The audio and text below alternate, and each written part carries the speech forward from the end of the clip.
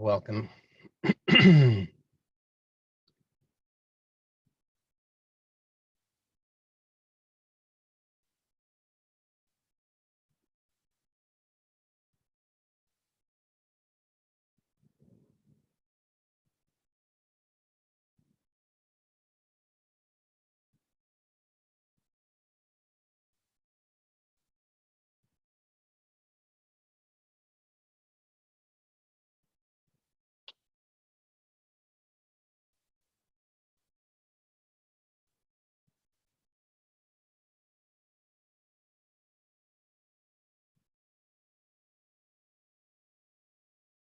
So there are times when we feel powerless.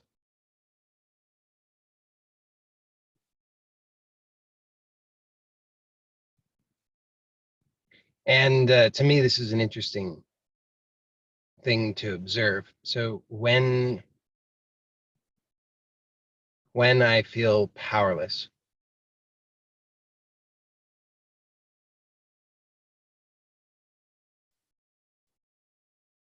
what do I do?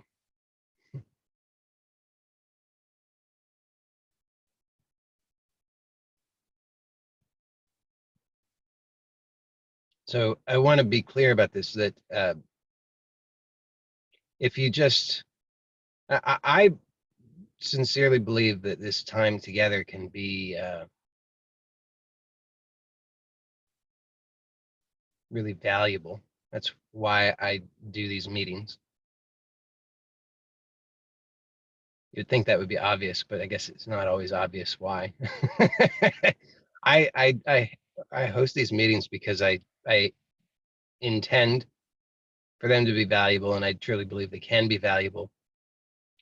In order for them to be valuable, we have to actually be present. Now, of course, we're present, but there's a certain quality, let's say, that we can that presence can be turned up or turned down.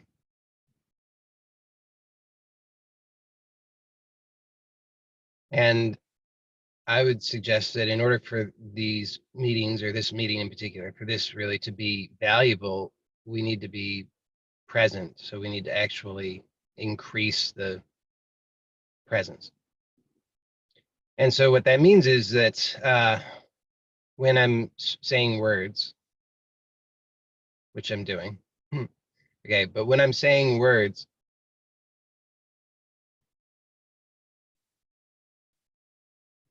notice the tendency to listen to them and then filter that quickly through the mind, so that your attention is stuck on the mind. Your attention is stuck on the conditioned thinking that tries to fit whatever it is that I say into your pre-existing ideas, right? So you say, I agree or I disagree. I understand, I don't understand. I like it, I don't like it. This is like that other thing that I think I already know. I've already heard this before. These are all the kinds of things that the conditioned mind will say, because it's only capable of comparing to what it thinks it already knows. Now, I want to be clear, that's its job. It's not bad. It's great. It's how we are able to walk. It's how we're able to communicate in language. So it's great. It's functional, so far as it's functional. But if that's all we know how to do, then what happens is, and I've said this before, then our lives become governed by entropy. What do I mean by that? What I mean is that we're not able, when we're keeping our attention with the conditioned mind, we're not able to actually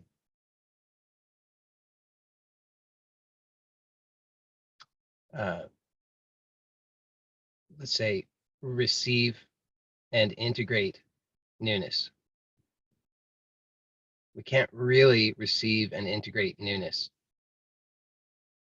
We're swimming in newness. There's only newness. Our actual experience and who we are is actually new, but we're unable to receive it and integrate it if our attention is stuck with the conditioned mind, because the conditioned mind is only, this is an important point. Okay, so it's only a collection of stuff that we could say is from the past, but that's not quite right. It is the past. It literally is the past. You see, the conditioned mind literally is the past. There is no past independent of the conditioned mind. That's all that is all what the conditioned mind is. So there's synonyms. Past equals conditioned mind. And so we're unable to really receive and integrate newness if our attention is stuck on the conditioned mind. So we can remedy this with what I was referring to as presence, but let's get a little clearer on that. Because, like this is everything I'm saying right now. This is not what I didn't think I would be saying this. Okay. But this is all the kind of like preliminary stuff that I didn't really anticipate saying. But then it turns out this is the most, this is the most important thing. Okay. Because because no matter what we do, no matter what we talk about, no matter what sort of, we could do anything and it doesn't matter if we aren't clear on the basics. So we have to get clear on the basics. And then when we're clear on the basics, it doesn't matter what we do because we're clear on the basics. So the important, so when I talk about presence, let's get clear on what I'm talking about so that you can have an experience, a clear recognition of this. So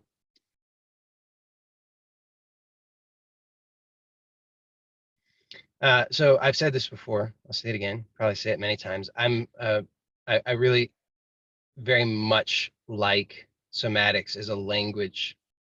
I think that it's very clear. I think it's clearer than speaking in English. Although unfortunately, thus far to communicate somatic instruction, I still have to speak English. But we can explore somatically and get a clearer sense, I think, of what I'm talking about when I talk about presence. So presence means, as I said, that to define it negatively in terms of what it is not, it is when our attention is not stuck with the conditioned mind. Because if the attention is stuck with the conditioned mind, then we believe that is the totality of what is. If you focus in enough on something, after a while, if you have the blinders on, after a while, your nervous system does a funny thing. It just filters out that which is seemingly unchanging.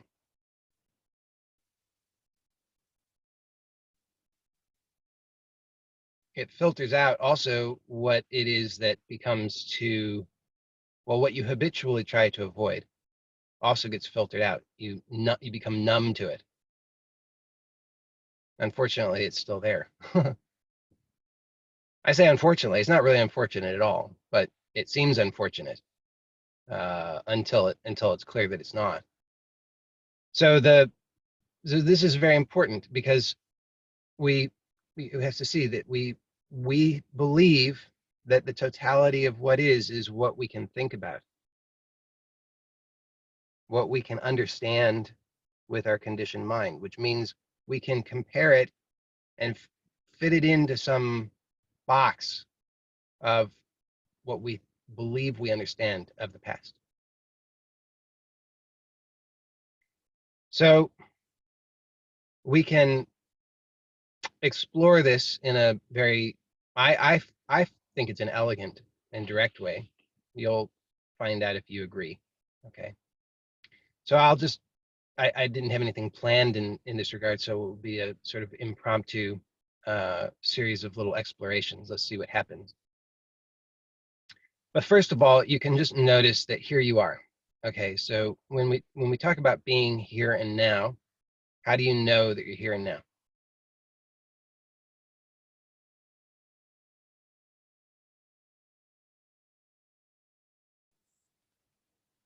Isn't it true that you know that you're here and now because you can feel it, right? You have a sense of it.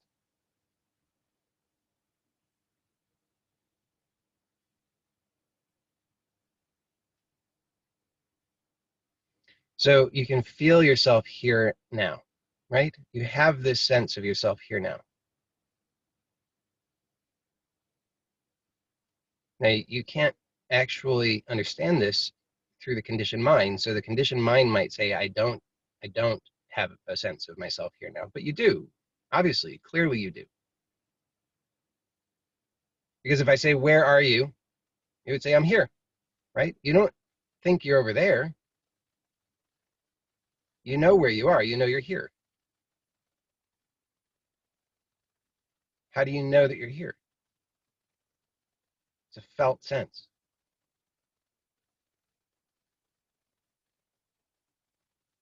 So this felt sense is actually, not only does it tell you that you're here, but it actually tells you that you're you, doesn't it? So have you ever felt like you're not yourself? You ever had that feeling? You ever felt, oh, I don't feel like myself? I think everybody's probably had that experience where you just don't feel like yourself. Something feels strangely not like yourself.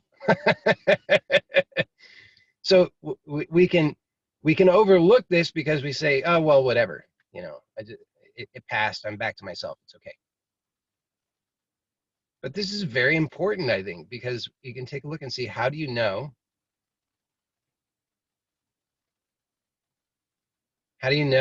that this is you? How do you know when you're feeling yourself or not?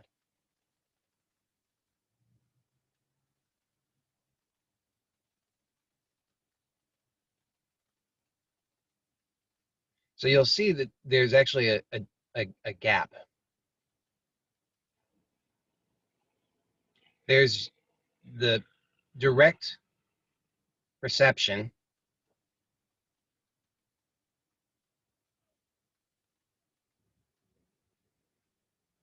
Right. So that great. So the comment here is that you usually feel that there's a particular quality that you to the experience that you say is yourself. And when those qualities are not here, so if you say, oh, this quality, so usually there's something familiar at the very least about what we would say the sense of myself. But now this is the important point, is that the particulars of,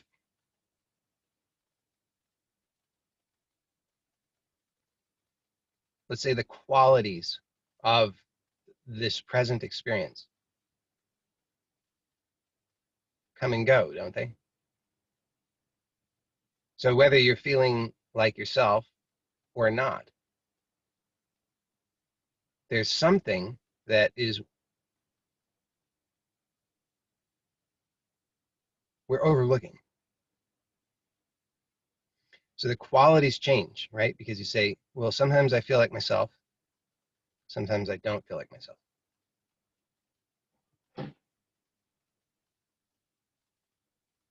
But notice what's being overlooked.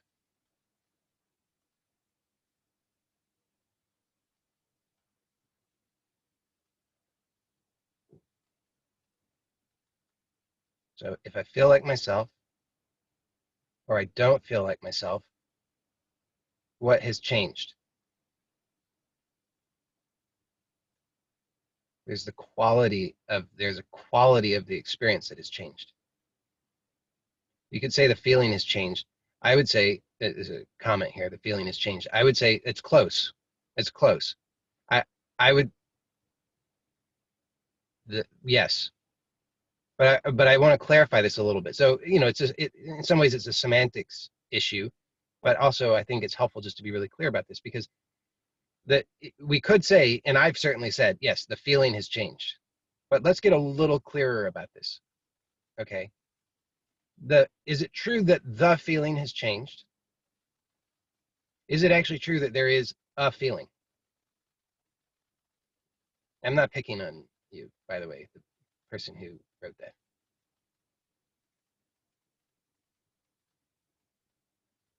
It's just, I think it was a very good point that you made, and I just want to dial it in a little bit more so we can get a little clearer, because has the feeling actually changed? And I think when we look with more precision, we will see that the feeling hasn't changed, because there was never a feeling. There was never a feeling.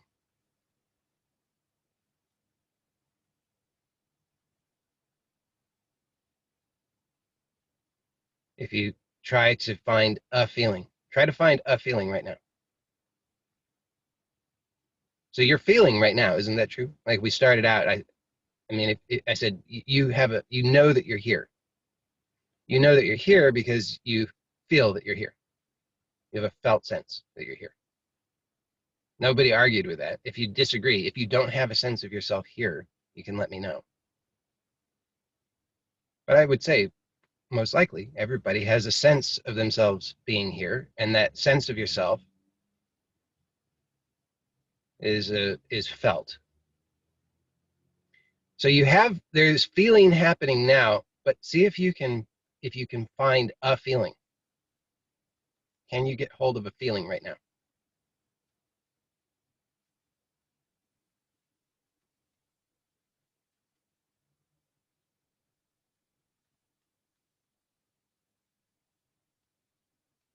Yes, that's right. So it says not a feeling, but there is feeling. That's right. There's feeling. Isn't that so? Feeling. Feeling is happening. You are feeling. So the sense or the idea that there is a feeling. Okay, this is actually I want this is great. I wasn't intending to go in this direction, but this is very good. So let's take a look at this. So we talk about and we act as though there is a feeling, right? Because we say, well, I like this feeling, I don't like that feeling.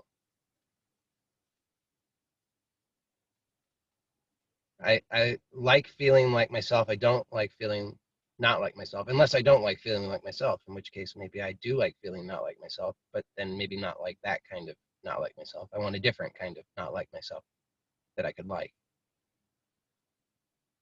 So we're constantly doing this evaluation, this judgment, this feeling. How is this feeling? Is this good, bad? Do I like it, not like it? Oh, okay. What about this feeling? Do I like this one? What about this feeling? So this constant evaluation, and the assumption underlying all of that is there is a feeling. There's a feeling, and that we're somehow in relationship with that feeling. So there's me, and then there's the feeling, and I'm always social distancing with the feeling, right?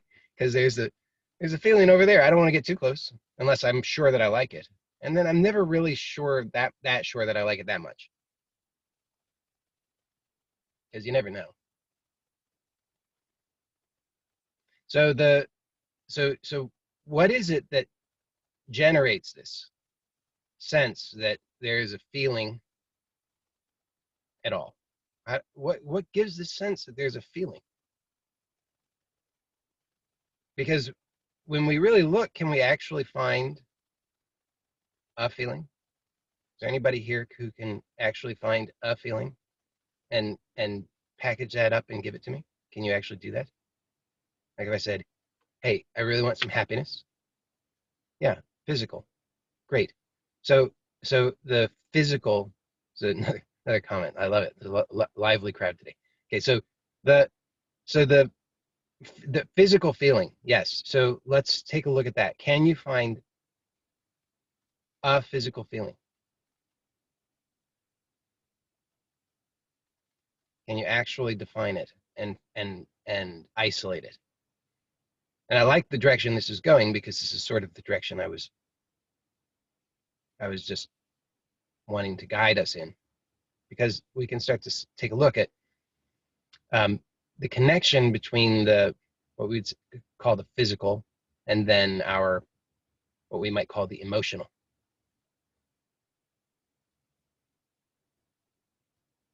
Yeah, some sort of discomfort like stomach pain. Great. So these are descriptions that are that that that hint at something, so that we can communicate. You say stomach pain, and then I have my reference for what that means, and then I think I know what you mean, and then I say something that assures you that I understand. You think now that I understand what you mean, and so we say, yeah, okay, great, we have an understanding. But how do I know what your experience is? Right? So you say stomach pain, but how do I know what, for you, what stomach is? Because I could virtually guarantee that it's not actually your stomach. When people talk about stomach pain, it's almost never the stomach. Yeah, it's somewhere in that area. It's somewhere in the area. But the funny thing is, the more we explore these things, at least my experience of it is, then the more it dissolves. It's hard to really pin it down, and start to actually discover that the assumptions that I made about where something is and what it is turn out to be symptoms are similar, though. That's how we can empathize. I would say no, actually, it's a great point, but I would say that there's a subtle difference, which is that um, the empathizing, what we call empathizing, I would say, is really more of a sympathizing, which is that we begin to there's a certain vibration that a frequency, and we begin to sympathetically vibrate similarly, which then results in the same kinds of symptoms. Which is highly relevant right now, by the way, in terms of what's going on in the bigger picture. So we have we say there's a feeling, but if we actually start to take a look at the feeling, whether we're talking about what we would consider to be an emotion or a physical feeling, if we actually start to take a look,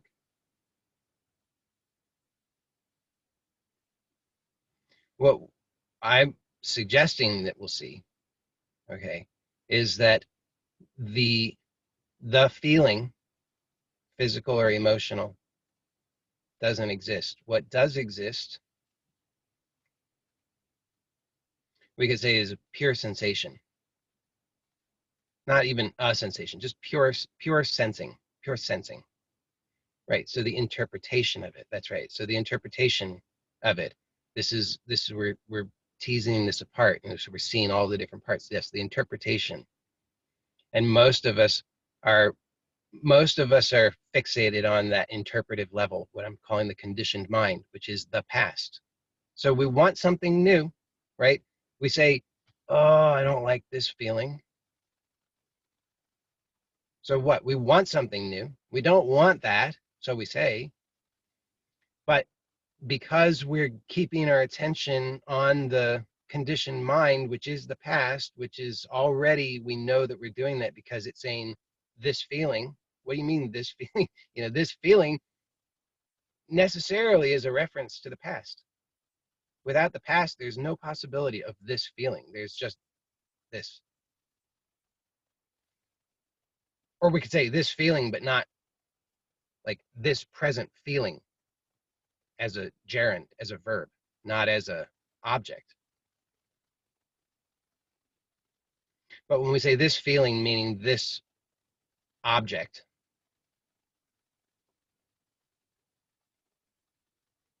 then we have great evidence here. It's like it just has a stink about it of attention is stuck on the conditioned mind. which is the past. Anytime there's a reference to anything, any idea, concept, memory, it is guaranteed. Let me see if that's true. I don't know if I can say guaranteed. Highly, highly likely. So likely that it's almost maybe guaranteed that your attention's on the conditioned mind. So what we can do is we can slow down and we can observe directly. Now, this is the conditioned mind doesn't have any capacity to do this. That's a really important thing to understand. The conditioned mind can't do this. So when I talk about the conditioned mind, I'm literally talking about, in terms of human physiology, I'm literally talking about certain aspects of the nervous system. So there are certain aspects of the nervous system that's their function.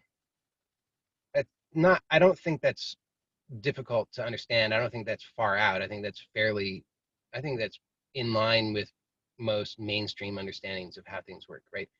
Because we know that if somebody develops amnesia, okay, you've got a 45-year-old person gone about their whole life, done all their things, they went to school, learned to walk, ride a bike, etc.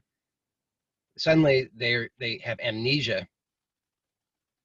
Okay, so they can't remember certain things. They can't remember anything from they can't remember. I don't know if I'm making my point here or not, but I'll continue. They can't remember certain things, okay? But so they can't remember episodic details. But there is what people who are into memory research, what do they call this? They call this it's eluding me. But there's another type. Oh, implicit. They call it implicit memory. Okay, so implicit memory is anything that you've learned to do that because it's not something that you have to be aware of all of the episodic details. You don't have to know all of those things, but walking, talking. So these sorts of things, somebody who develops amnesia, they're able to continue to do those things, right? They don't remember where they came from. They don't remember where they were yesterday. They don't know their name. They don't know where they were born. They don't know who their parents are. They don't know who their wife is, but they still know how to walk. They still know how to speak. They still know how to understand. If they ever learned how to ride a bicycle, they can still ride a bicycle. They know how to do these things. So the nervous system has different functions. So it's not just a homogeneous blob of function. It has different functions. And we can learn to make use of these different functions, but we have to recognize that the different functions exist. And so a big part of this is recognizing, okay, conditioned mind is a function. It is a function. It's a useful function. I'm happy that I have that function. But it's not the only function. And when I rely too heavily on that function, and especially it's like, there's the expression, if all you have is what is it? If all you have is a hammer, if the only tool you have is a hammer, then all the world looks like nails or something like that. Right? So if you think that the only tool you have to use is the conditioned mind, i.e. the past, that's all you are going to use. And then you're going to be frustrated because you're severely handicapping yourself. I hope that's clear. Okay. So I know these things because I ran into the dead end of it. It does become a prison, absolutely. I ran into the dead end of it, and I became. It was a dead end.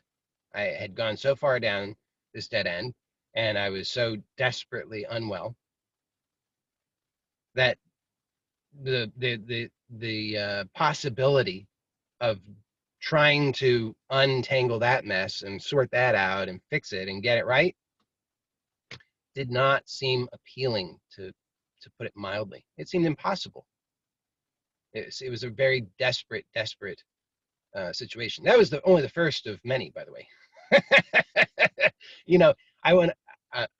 sorry, I go off on these little tangents. I'll see if I can tie it all back together. But I will say, I remember, um, uh, and not that I know that that he was a. I'm feeling pretty good, thanks. Not that I know that he was anybody necessarily to listen to, but an interesting guy, UG Krishnamurti, and he referred to this experience that he had as a catastrophe. Okay, so he had this catastrophe, and then everybody's saying, "Oh, I want to have a catastrophe," because I think that UG Krishnamurti is like somehow operating at some higher level, and he's experiencing something that I want to experience, and so I want the catastrophe. But you don't want the catastrophe. You spend your whole life trying to avoid the catastrophe, and so this is an important point because I reached this dead end, and then what happened was I I realized, okay, I have two options. I'm either going to continue doing what I've always done, and I'm at the dead end, so I'm going to just die if I continue doing that, or I'm going to actually have to do something different. So this is why I talk about we have to, well, I say we have to, I think it's essential, really, if we want something different, we have to actually do something different. We have to actually recognize what it is that we've been doing and take a step back and recognize that there's something else available to us. So about this, though, it was catastrophic. That was not a pleasant experience by usual standards of what pleasurable and pleasant would be. And not the last time. So there have been many catastrophes since in my life. I would say my life has become a giant catastrophe. Okay, so I want to be clear that this is not, if you keep thinking that you're going to get what you want by seeking out what you think you want, it's not going to work, because what you think you want is what led you to and created the dead end where you find yourself. And if you keep thinking, I'm going to get what I want, and I know what I want by doing more of this, you're wrong. Because you have to be honest and take a look at your life and recognize that that I'm fighting against, this that I'm struggling with, this dead end that I find myself in, this is the product of my doing. This is my past. This right here, this is my past. And see, I'm looking at my conditioned mind. My dead end is my conditioned mind. I'm looking at that. And I'm so narrowly focused on it with the blinders on that I think that that's all that is. So we have to then shift our perspective. We have to recognize that there's something else. And then this happens again and again and again. Why? Because it's every conditioning in the nervous system that is not optimal produces what we experience as a dead end. I'm calling it a dead end. You could call it anything you want, but it's when we find ourselves frustrated, angry, irritated, depressed, hopeless,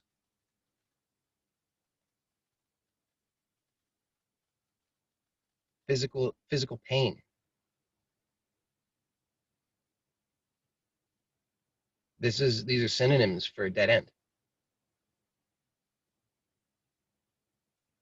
And that dead end is a product of our conditioned mind. It is our conditioned mind. Not necessarily the totality of our conditioned mind, but it exists in and as the conditioned mind. So I forgot where I was when I went off on that tangent. But the thing I really want to make clear is that we can, okay, when we find ourselves at the dead end with whatever it is that is happening, so it's fear, anxiety, frustration, anger, pain, discomfort, irritation, etc., when we find ourselves fighting, struggling with these things. Right. So the question, how do you renounce allegiance to the conditioning? Great. So the allegiance to the conditioning is uh, is solely out of ignorance. And so the remedy is don't fight with the conditioning. That's just more of the same. The remedy is to recognize what's happening. So in order to do this, I'm proposing step one is slow down, and we're going to explore this a couple of different ways. So first of all, we're just noticing that we are here. We're noticing that we have a felt sense of being here. And then we can notice that all of what the mind is labeling, the conditioned mind is labeling as feelings, objects, and we can see that these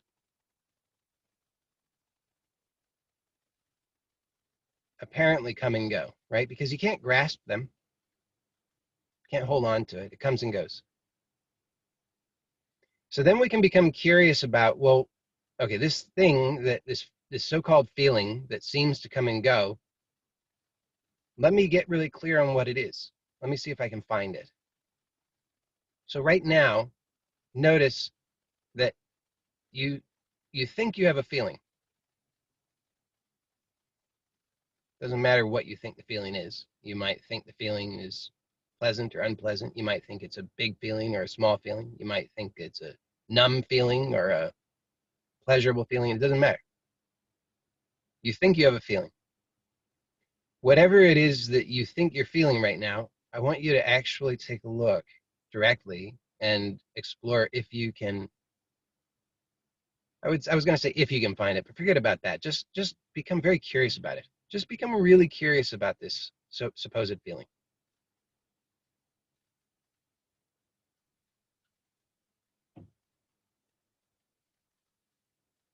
And you'll notice that in order to become curious about it, you have to slow down.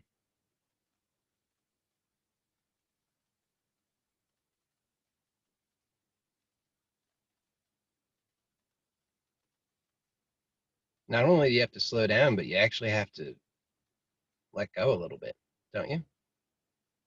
Don't you actually have a sense of letting go, ease? I'm not saying the perfect ease that you think you're looking for, but I just mean some greater ease. Doesn't there have to be some greater ease in order to actually look?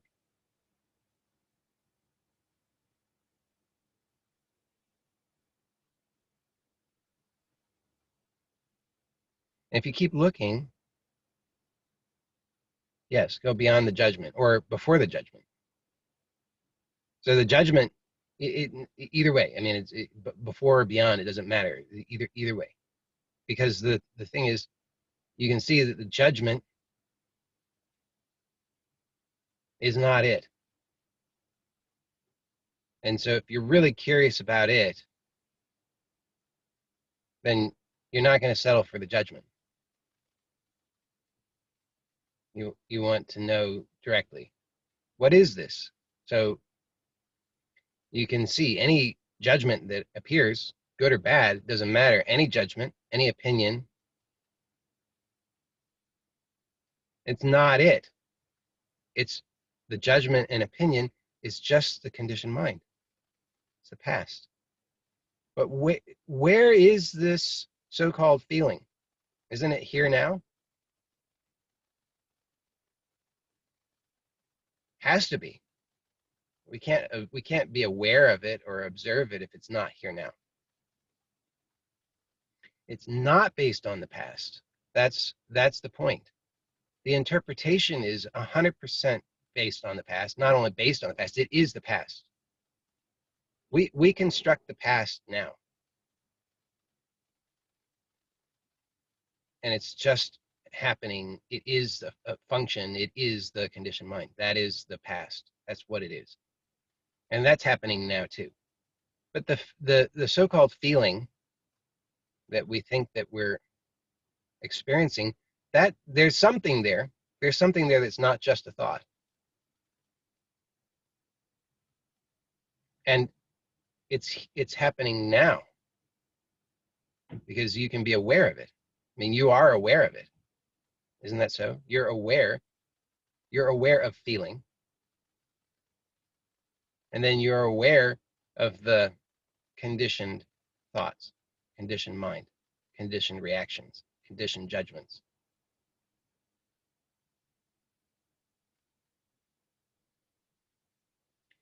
So let's take a look then at another level subtler.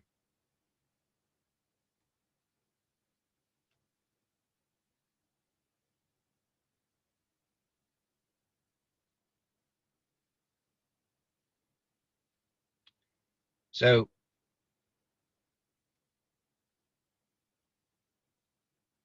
you could, I'll give you a little bit of a visual image metaphor. If it works for you, great. If not, don't worry about it. But it's as if you have, you could imagine that you've got this piece of silk. We could even say the piece of silk is infinite in all directions. And it's just the finest silk, perfectly smooth. And then we grab some of it and bunch it up. And then there's all these wrinkles.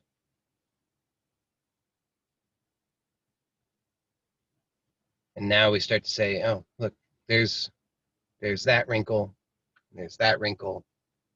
Look at all those wrinkles. Start counting the wrinkles.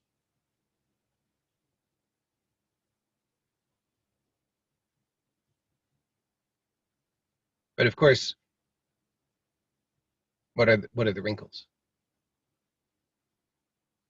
I mean, are they separate from the silk? Are they different from the silk? Is there a wrinkle apart from the silk? It's just the silk, but it's been bunched up. And so then we can say, oh, look, there's a wrinkle. So so we can recognize that the same kind of thing is happening in our experience. And this is where the somatic component is very valuable. Because what I've observed is that there is feeling, or we could say experiencing, happening. And it is continuous.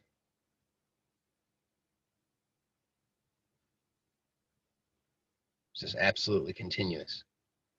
Never found a gap in it. But there are apparent gaps in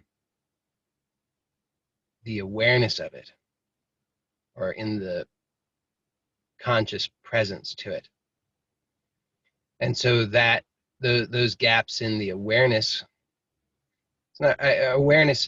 I guess it's not actually quite accurate to say it's gaps in awareness, because we're always aware,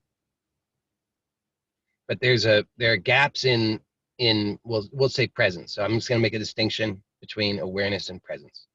So awareness, you can know, for example, you say, oh, well, I was totally unaware of something, but then you realize, oh, but actually I knew that I was unaware, so actually I was aware,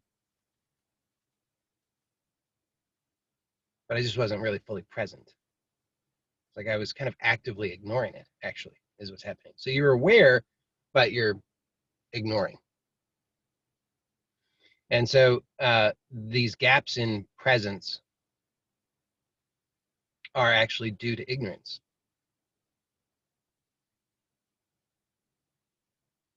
So just take a look and see how that is so.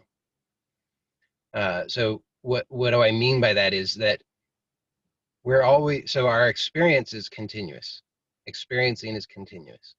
Isn't that so? Your experiencing is continuous.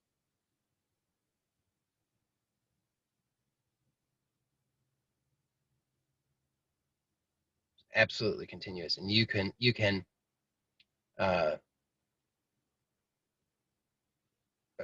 but you say there's much of it that you weren't fully present to,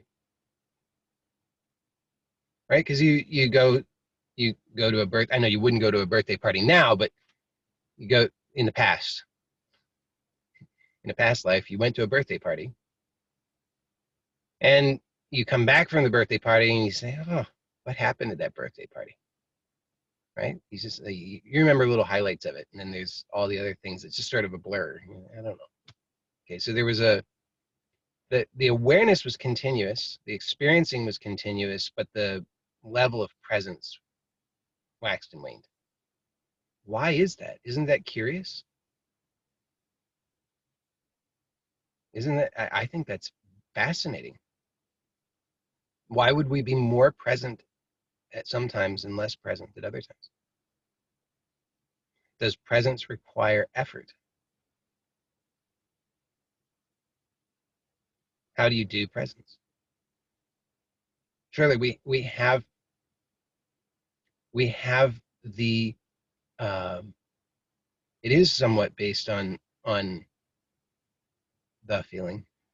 Yes, one that we don't like. Yeah, that's right. So so we're but the question is, does presence require effort?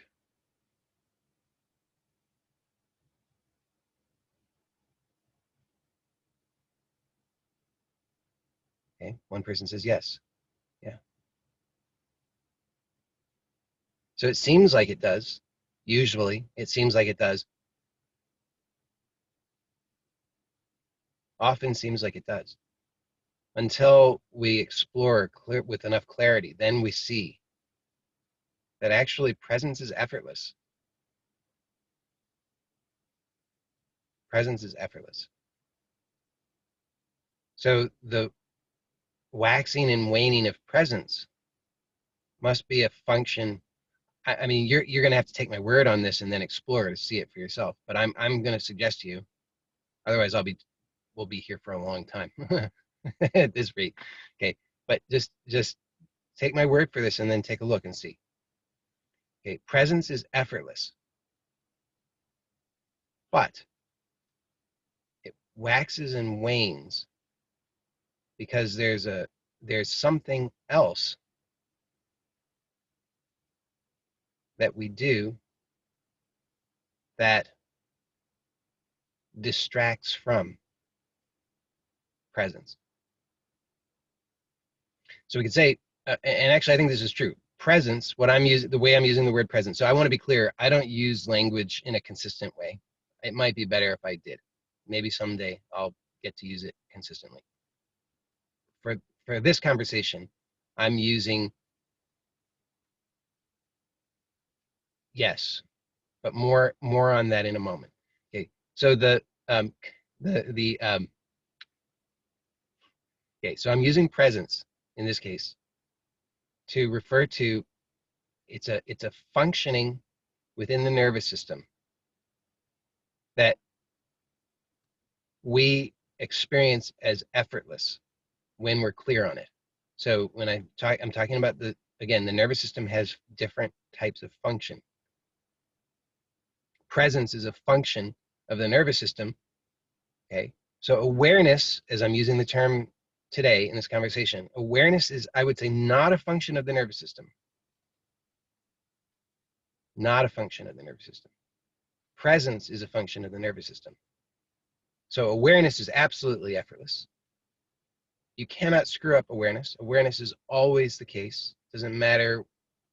You could be the most miserable, I'll use the word sinner. You could be the most miserable sinner on the planet.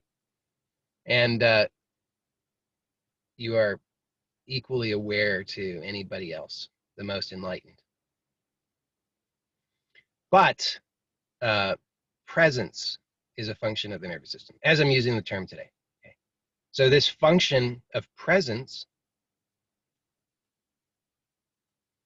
we experience as effortless unless there's some other function of the nervous system that is overshadowing it.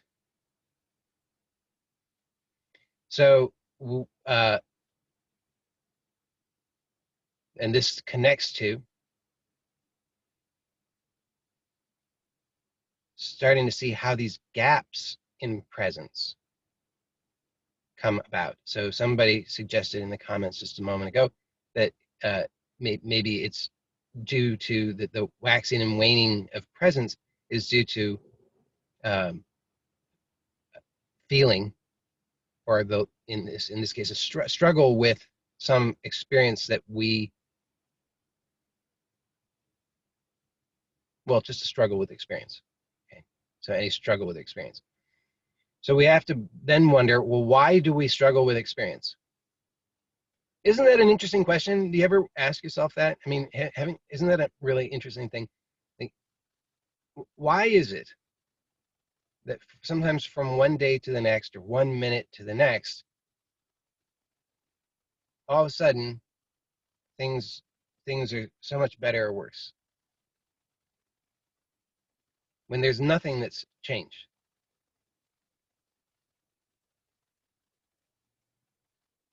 Why is that? We just assume, we just take it, we just like, yeah, okay, that's just how it is. Because nobody tells us differently, because very few, relatively few people are living the reality of, let's say, efficiency of presence, clarity of presence, ease of presence. Because most people don't recognize that that's even possible. And so when these things happen, yeah, attention refocuses, yes. So when these things happen and we just say, oh, well, I'm in a mood now. This mood just came over me. We don't question it because everybody just says, well, that's just what happens. You know, go for a run, read a book, eat something, whatever. But hardly anybody says, take a look.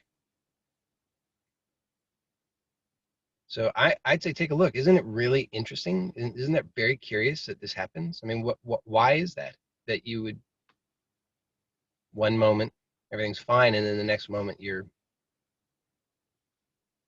unable to get up off the floor because you're just so depressed?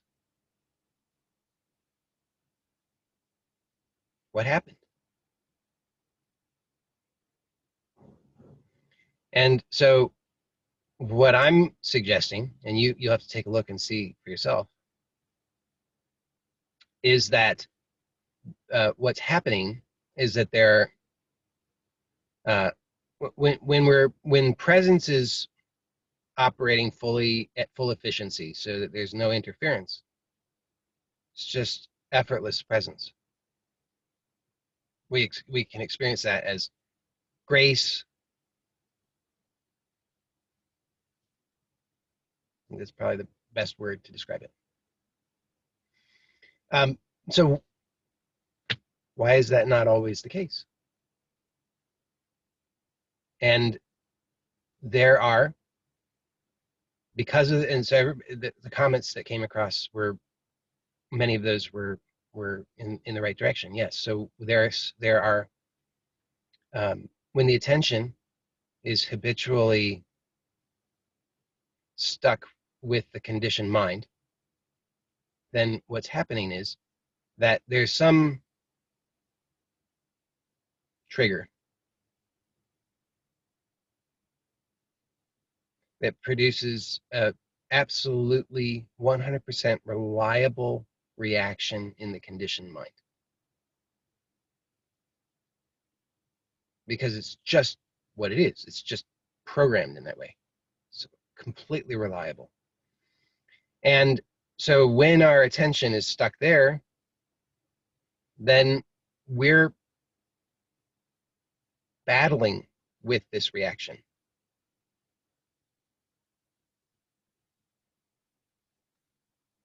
So now energy is being filtered over here into this. And we're, there's the yes, you are, no, I'm not. Yes, you are, no, I'm not. Yes, you are, no, I'm not. Familiar, right? I mean, isn't that what is going on most of the time? Yes, you are, no, I'm not. Yes, you are, no, I'm not. Over and over. I'm going to die. No, I'm not. I'm going to die. It's going to be okay. I'm going to die. It's going to be okay. It's the end of the world. What am I going to have for breakfast tomorrow? It's going to, it's like, it's just constant struggle and battle. So that, because that feeds into a vicious cycle. Okay, it feeds into a vicious cycle because that is so unpleasant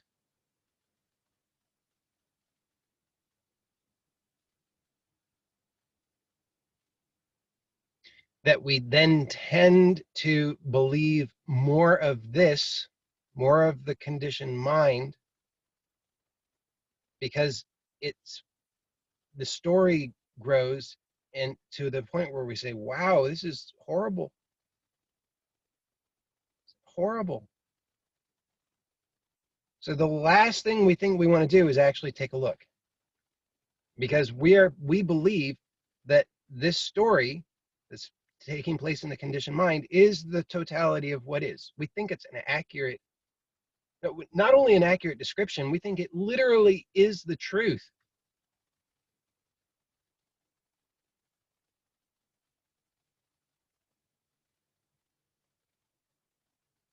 So what we can start to do is we can notice that all of these struggles where we've been keeping our attention on the conditioned mind is, in some sense, it is it's superficial. Okay, and I don't mean that in a bad way. At its Something has to be superficial, right? In three-dimensional reality, or in in the in a we'll just say three-dimensional reality. Okay, something has to be superficial. Not everything can be at the same level. It has to be superficial. If you have a ball, there's going to be something at the center, and then another layer, and another layer, and another layer, and another layer. Something's going to be superficial. We live at the on the on the crust of the earth. We're very superficial. We're not deep, right? It's not bad. It's just what it is. So conditioned mind is superficial. It's in the we'll call it chain of functioning. It serves its role. It's perfectly fine. It's good. The challenge is just that we misunderstand. So we think, yeah, you could say, well, I don't know if it's top layer, but it's, yeah, yeah, it's up there. So the so so this is like you've got this programming that's in place, and this is like the where it's encoded in these little shorthand. It's just shorthand, isn't it? It's like, somebody mentioned stomach pain earlier. Okay, stomach pain, shorthand, isn't it? Now, if stomach pain is efficiently linked in your consciousness to the correct remedy, then it's very efficient. So it works fine. It's very good. It's just a little corrective thing, right? It's like, hey, just calling to your attention, something's a little funny, a little, maybe just pay attention to this, check it out. And you just check it out, and okay, there we go. It's fine. But instead, what happens is it's like the alert is bubbles up, and it's like, hey, something just you might want to pay attention to. Just check it out. Just see, like, hey, boss, just check it out. Not sure what to do with this one. And what do? We say, oh my God. When the boss is freaking out, everybody starts freaking out. So the little signals bubble up, and they bubble up to the level of thought, which is this shorthand, which you could just, it's like, oh, okay, it's a little signal. It's just saying, check it out. Stomach pain, right? Stomach pain. If you don't, if you don't uh, take all of the baggage too seriously, all of the whole story and the drama and the fear, and you just recognize, oh, it's just shorthand, stomach pain. It's just giving me an indication, just generally where to look and what general kind of thing I might be looking for. That's it. It's just like, hey, check it out, boss. Hey, I check it out. Oh, okay. Yeah, I didn't realize I was doing that, but now that I'm aware, thank you. I don't have to do that. That's all. It's just a little corrective thing. The problem is we're so focused on the drama. Oh my God, stomach pain. Not again. My life is so horrible. I can't believe this is happening to me. I'll never be okay. This is going to mean all these other things. My day is ruined. My week is ruined. Nobody could love me, and I couldn't love anybody else. And I'm going to be broke and poor and miserable and sick, and I'm going to die. I've wasted my life. And so what happens is, yes, so how to check it out. Great. So we first of all, yes, like how do you know what action to take? Great question. Um, it's two questions. Let's see if I can remember them. Okay, so how to check it out, and then what action to take. So how to check it out is, first of all, slow down. So literally recognize all of the way that you're all wound up somatically. Just notice it. Just notice that if you're sitting, I can practically guarantee that when you sit, you're not actually sitting. You're not actually, because if you're sitting, think about this. If you're sitting, you can be you're certainly your feet on the floor can be just totally at ease, right? Because there they are, they're on the floor. They don't need to be doing anything, but just check it out and notice, what are your feet doing? I can promise you they're doing more than they need to do. They're not totally at ease, not totally receiving the support of the floor. They're doing something unnecessary. Similarly, if you're sitting in the chair, what think about this. What do your buttocks need to be doing? Nothing. Except for maybe just enjoying being at rest there. So we can just start to notice how much unnecessary effort we're making. Slowing down equals noticing. Noticing equals slowing down. They're synonyms. You can't do one without the other. But I point out slowing down because oftentimes if I say, well, just look, people say, well, I'm looking, but all I get is ideas. All I get is thoughts. All I get is more conditioned mind. Yes, because you're not slowing down. So here's an important point. The function of the conditioned mind is fast.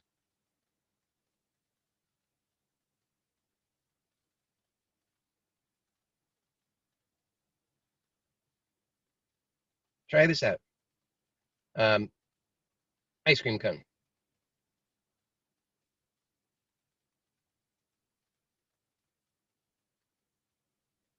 You've had some experience of ice cream in your life, maybe? If you haven't had an experience of an ice cream cone, or you have no idea what an ice cream cone is, you choose something else, something that you know. Doesn't matter what it is, something, anything. I'm going to go with ice cream cone. Okay. So ice cream cone, you have some experience of this. So you say.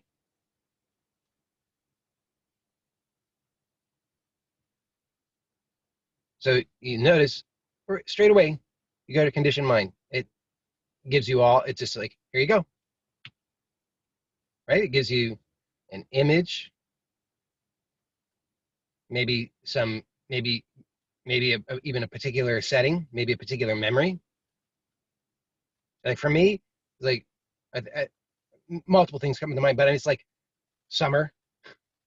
I can feel the cone. It's a waffle cone. I can feel it in my hand. It's got a scoop. It's not soft serve. It's a scoop on top. And I can feel the heat around me, and I can feel, like my tongue licking the cold creaminess. Strawberry ice cream. I can taste the strawberry. I can see the color. So it gives us this whole thing. Now, try this.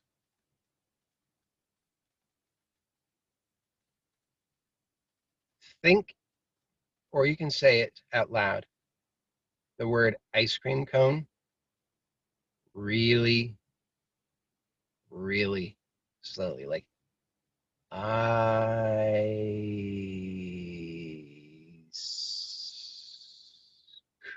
cream.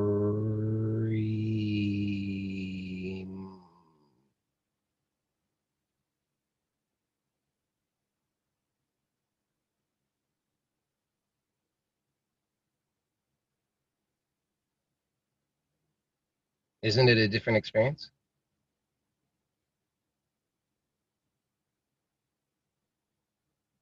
When you really slow it down, don't you have to notice? And when you really notice, don't you actually notice something very different than when you just ice cream cone? Ice cream cone. It's just like it's a shorthand that refers to something that's all packed away somewhere in conditioned mind. Ice cream cone. Here you go. Symbol.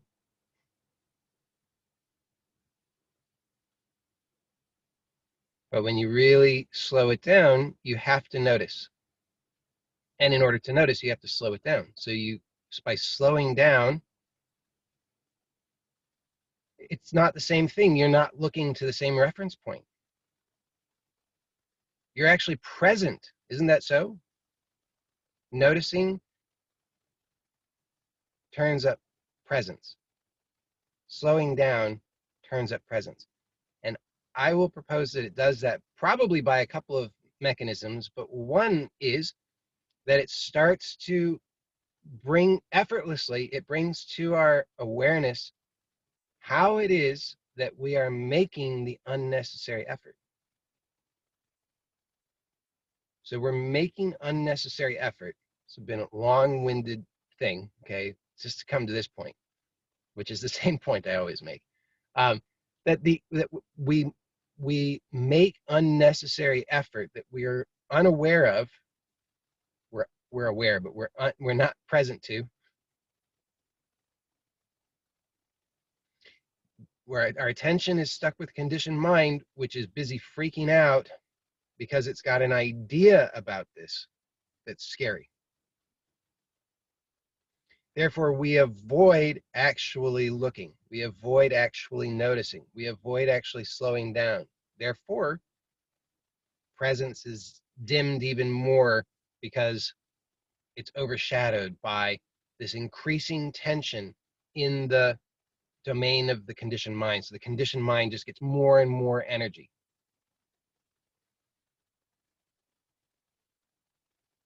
And we're overlooking what's actually happening. So when we slow down, we become aware of the unnecessary effort that we're making.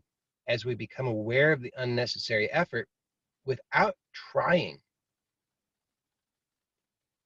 we naturally discover that we don't need, we become aware that it's unnecessary, and then we also discover how to stop doing it, not by thinking about it. It's totally it's a thought-free process. There's no need for thought in this. So we can just slow down. So the simplest thing you could do is just slow down. And then if you're not clear on how to slow down,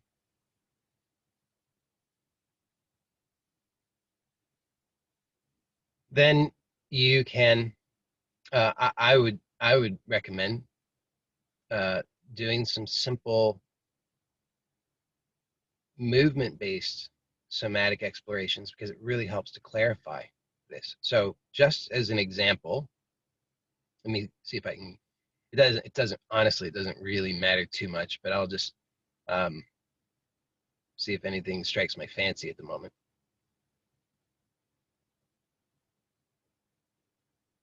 Okay, so we'll no, we'll do the okay. Well, so some of you have done this one before, but it's always worth doing. So we'll do it anyway. Okay. So we can just turn the head. So if you can do this if you're lying on your back. You can do it if you're sitting. And first of all, just have the intention to turn the head. Now notice before you actually turn the head, become really curious about how does that intention translate into action? It must, right? Because you have the intention, right? You're not moving yet, but you have the intention because I'm suggesting it to you. So you're anticipating, I'm going to turn the head. And specifically, we're going to turn the head to the right. So you have this intention to turn the head to the right. Notice how just having that intention provokes these little unnecessary efforts, because all you're doing is sitting. You have the intention to turn the head, and then notice what happens. You hold your breath, you clench your jaw, tense up in the back of the neck, tense up the shoulders. Something happens. You do something totally unnecessary, just in anticipation of moving. You're not even moving, you know. So then we can start to actually translate the intention. So we have the intention. We're going to slowly turn the head to the right. Now, before you do, we're going to only turn, this is very important, only turn within your range of comfort. So maybe that means you don't turn the head at all. You just have the intention and you just explore that intention. Maybe it means you turn the head 10 degrees. Maybe you turn the head 30 degrees. The important thing is that you are present to the experience and you're only moving within the range that is comfortable for you. So now comfortable will become clarified for you as you do this kind of exploration repeatedly, because you'll start to see that you've been operating at a level of extreme discomfort that's chronic. And that can get easier and easier. But just go really slowly. So let's now see if it's possible for you to turn your head to the right only as far as is comfortable, so smoothly that it is almost imperceptible to you that you're even turning the head.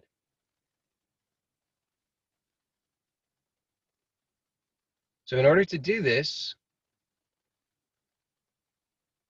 notice how do you do it? You have to move slowly, and you have to really allow yourself to let go of everything that interferes. And then when you're ready, you can slowly bring the head back to center. So just take your time and explore that a couple of times.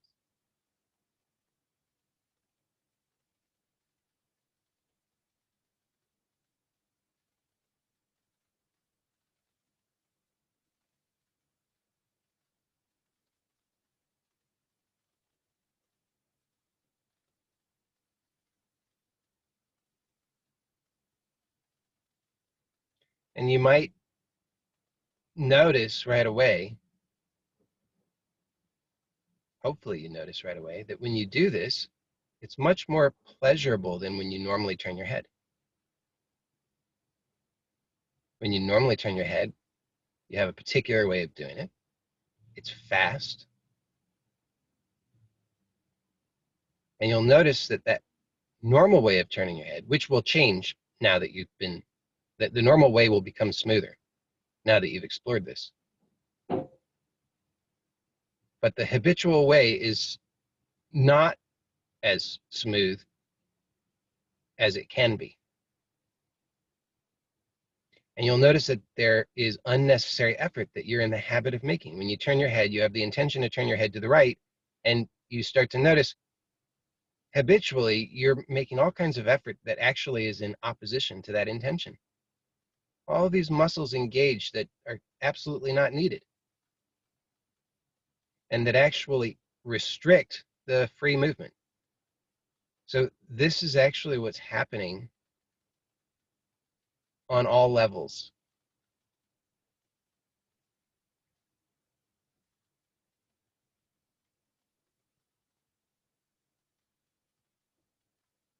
Something happens that is a trigger that you then habitually try to avoid. You try to avoid it with this very fast reactivity, which carries along with it all kinds of other unnecessary effort. I mean, the entire thing is unnecessary, but it's this whole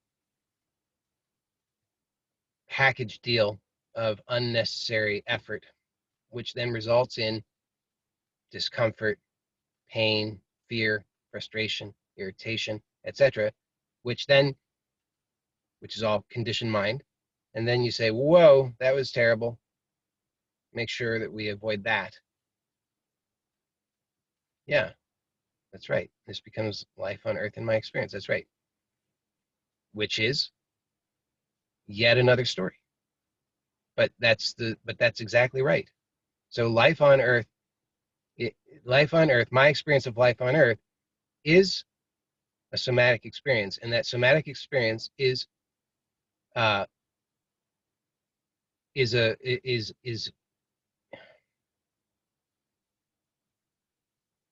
um, that somatic experience. This is a level of discomfort that is being alive in my conditioned opinion. Yes,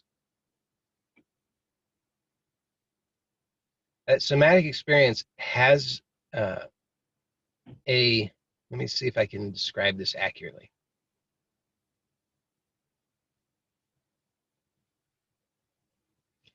I mean, it's actually so bizarre that it is kind of challenging to describe, but you can experience it for yourself. I mean, hopefully you've had some tastes of it here.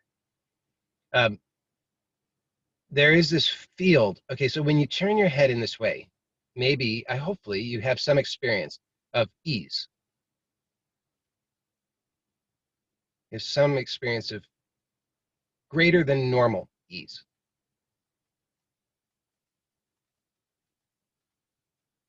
And this ease, you see, is like the field of experiencing. It's totally effortless, easy, pleasurable, smooth.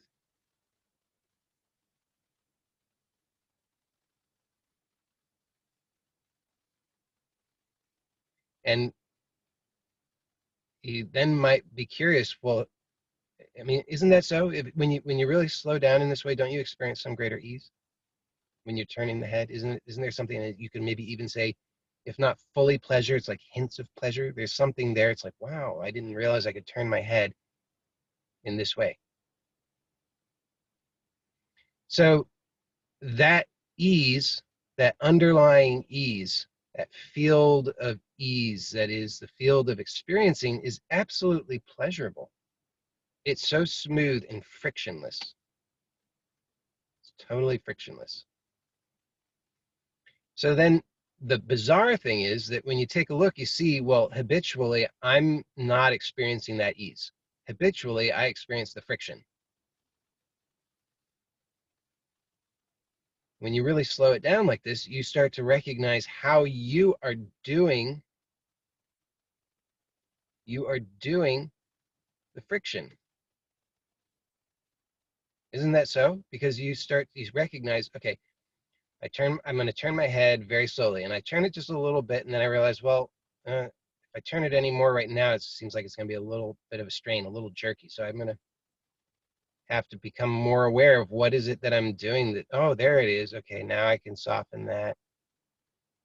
Turning, turning, softening, turning, softening, turning, softening. So I'm realizing in this process, I'm doing the resistance. I'm doing the friction. Nobody else is doing it. If somebody else was doing it, why would it be that I could, in slowing down, I could discover this ease?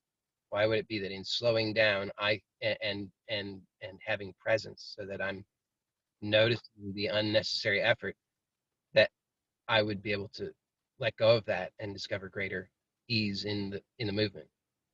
I'm doing the friction. So to me, this is absolutely good news, and it's fascinating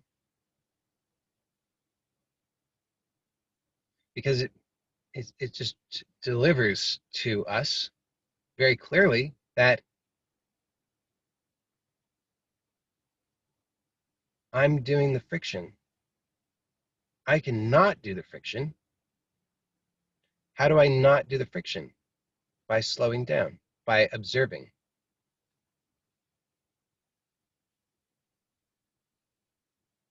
Yeah, that's right. That's right. The covering of the eyes is an unnecessary effort. And we metaphorically cover our eyes because we're terrified, because we believe the story that says that what is real is going to destroy us.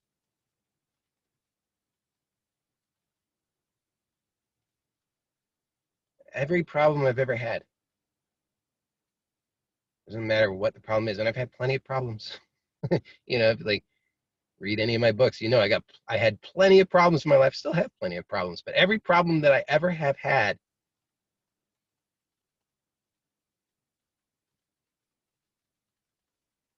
was nothing more than I was making unnecessary effort, working hard to solve a problem where I hadn't actually observed what the actual nature of the problem was. When I slow down and I observe, I recognize that I'm doing the unnecessary effort.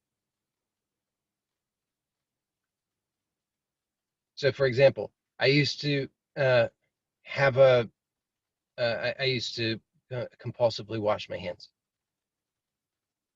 for years, very severe OCD, compulsively wash my hands, among many other things. And even in those days, but I mean, this was long before I really hit that dead end. But even then, I started to notice, huh, that's really interesting. Every time that I'm feeling this intense compulsion to wash my hands are actually tense. A few times I even tested it out. I said, oh, well, maybe I could just soften the hands. Sure enough, soften the hands. There's no problem. Pro- Problem disappeared. But then out of habit, I'd tense up the hands, and then I got to wash my hands.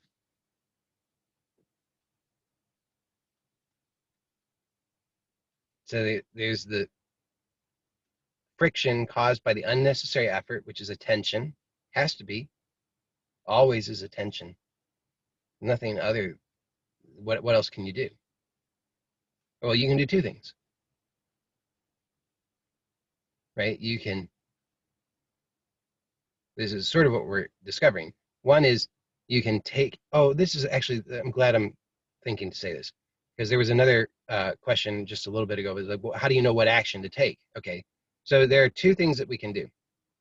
We can have the intention to action, or we can have the intention to inhibit action.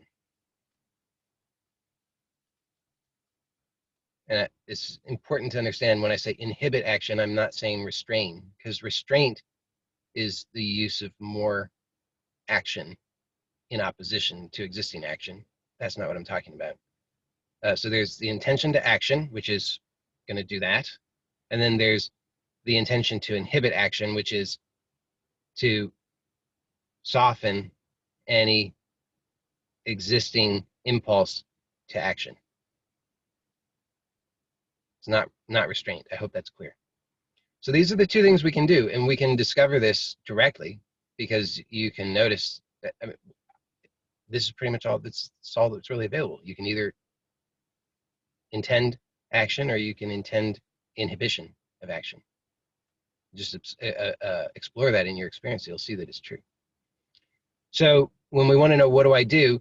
This is from the conditioned mind. The conditioned mind always wants to know, what action do I take? Because the conditioned mind is not aware that it's possible to inhibit action. And fundamentally, the conditioned mind is unable to recognize, because it's different functioning than the functioning of presence. So the function, it's unable to do what presence does. Conditioned mind is like a file cabinet. You keep all your files there. But it can't do, it's only thing it can do is you open the drawer, you take out some files. It's just what's there. You can't, it doesn't have any other capacity beyond that. Presence is a different function. So presence is capable of observation. I think different people, different traditions call it different things. You can call it, I think in the Greek philosophical tradition, they call it, what do they call it? Metacognition. I think metacognition is maybe slightly different, maybe a slightly different nuance there, but similar, some overlap. But it's the ability to observe. And this is literally a function in the nervous system. And it seems to be connected also to fine motor control. So when you slow down physically, you literally facilitate presence, and that has this it enlivens this capacity for inhibition of action. So if you're already making unnecessary effort, which you are, then enlivening this capacity in the nervous system allows you to cease making the unnecessary effort. And this is the actual action that you want to take. It's not an action, it's the inhibition of action. Because if you think you have a problem, you can just see that this is true. Okay, so in your life, I know this is true because it's just like how it works. You can see that you think you have a problem. You try to solve the problem by going to your conditioned mind, thinking about it, Googling it. Google is just an externalization of conditioned mind, by the way. It's just like you couldn't hold it all in this mind, so you have to put it over there into Google. It's absolutely an extension of conditioned mind. The whole information age is just like an extension of conditioned mind. It is at 100%. So you have a problem, you're trying to solve it, and you can see that fundamentally never works. It just hasn't worked. It's like whack-a-mole. You hit the mole and then another one pops up. You think you solve the problem, another one pops up. You never solve the problem. Never, ever, ever. The reason you haven't solved the problem is because you have not clearly identified what the problem actually is. Doesn't it make sense? If you can't identify correctly what the problem actually is, you're not going to be able to solve it. Or the likelihood of solving it is extraordinarily low. I mean, what are the chances of that? It's like, I'm going to go hunting and I'm going to just take my bow and arrow. I'm just going to shoot randomly. What is the chance that I'm going to hit the buck? Not very high. I have to track it. I have to actually track the deer. I have to know about this deer. I have to know where the deer is. And for all the vegetarians, I'm sorry, but not really sorry. Sorry, not sorry. Okay, so but I have to know where the deer is, and I have to aim. So if I think I have a problem, I have to actually know what the problem is if I'm going to have any chance of really solving it. So in order to get clear on what the problem is, I cannot look to conditioned mind, because all that has is just the collection of all of my failed hypotheses. Isn't that so? It's just a collection of failed hypotheses. So let's not go there. Let's look to where we're actually going to find something about the problem, which is here. And in order to do that, we want to enliven this function of presence in the nervous system. And we do that by slowing down. We can subtly slow down once we are clear on that skill. We can just subtly slow down without having to actually do an external movement. But to become really familiar with this, we can slow down a movement, a physical movement, like the turning of the head, do that sufficiently, and then we automatically, effortlessly, are enlivening this quality of presence, this function of presence, which brings along with it a greater capacity or greater ability, greater skill in inhibiting the unnecessary action. Of course, that makes sense. In order to inhibit the unnecessary action, we have to be able to be aware of the unnecessary action. Because if I just said, hey, let's just inhibit all action, you could try that out, but then your heart stopped beating, you fall dead. So we can't just be so general about it, like, because sometimes we feel like that way, sometimes, right? It's like, you just want it all to stop. It's too much. But you don't actually want it all to stop. You still want your heart to beat. So we have to get clearer, have precision on what exactly is it that we want to stop. In order to do that, we have to have adequate presence. And I'm just telling you the as far as I'm aware, the shortest, most direct way to do that, you call it a hack if you want, is slow down. Slow down, you observe, and you have to be curious. If you're slowing down adequately, you will be curious because you have to be. But I just say these things just so it's clear. So it's like you have to slow down and be curious. When you're curious, then it's like you're tracking the deer, right? Because you're tracing from the signs that you have. You start out with like, okay, here's this little signal, the signal which I was focused on out at the superficial layer, which was saying, big problem, freak out. And then I say, wait, hold on. Let me slow down.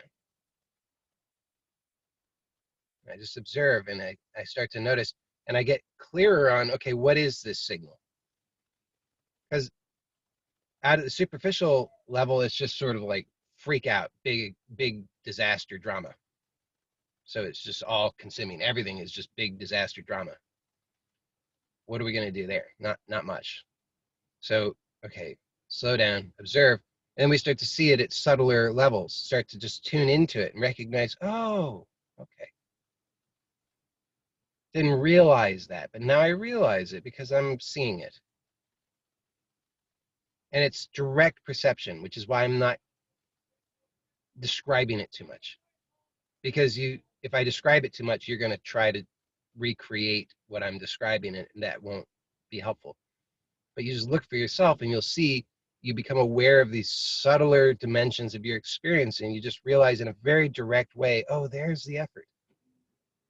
And in being aware of the unnecessary effort, the strain that you're making habitually, you instantly also are aware of how to inhibit that unnecessary action, unnecessary effort. And then what happens? So the question originally is, how do I know what action to take? And I'm saying, know what action not to take. And then see if there's any action at all that's needed.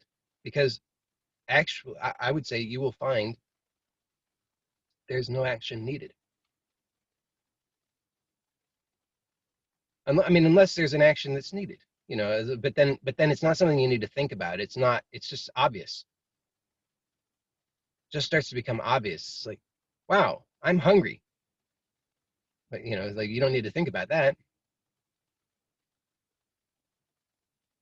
I say this to my kids sometimes. It's like I have young kids, and I notice myself falling into the same traps as a lot of parents do, where it's like having conflicts with the kids and Like, why aren't you being more reasonable? What's your problem? Why are you doing these things? Stop it, knock it off. And then I realized, wait a second, hold on. They have the same problems that I have, except that they're much younger and they have a lot less life experience. So, of course, they're having these problems. It's like they're feeling there's like a lot of feeling, and they don't know what to do, right? It's like they don't know what to do. So because the signals get all fuzzy and mixed, so it's just like feeling, freak out, and you can just help sometimes. You say, wait, hey, do you need to pee? Hey, are you hungry? Think maybe you're tired, right? Because like that's all. That sometimes it's all it is. The conditioned mind makes a big drama out of it, and when you really just slow it down, it's like, oh, I need to pee. I'm hungry. More often than that, though, it was just something that you were struggling against seeing. That's the crazy thing. It was just something you're struggling against seeing. And in the seeing is totally resolved. Nothing else needs to be done. It's just the seeing. You can't, there will be things that will flow out of that, like insights that will flow out of that. But the insights are secondary. So I don't even need to elaborate on insights that you might get. But you'll just notice when you really slow down, when you're really just choosing presence, then you'll notice there'll just be a little shift. I mean, sometimes a big shift. Sometimes it is a little more dramatic than that. But more often than not, it's such a simple little thing. It's just ah, don't have to do that anymore. Because you were fighting not to see. That's why I say I talked about ignorance earlier. We're fighting not to see. We're fighting to ignore because we believed the story. The story, which oftentimes I think came about at a time of, let's say, fewer resources. So we were young, something happened, we didn't we didn't know what to do with that. So it just got filed away as bad shit to deal with later. But then it just keeps coming up because it's filed. It's in the file for bad shit to deal with later. So of course it's going to keep coming up. But every time it comes up, we say, "Oh my God, no! I don't want to see that."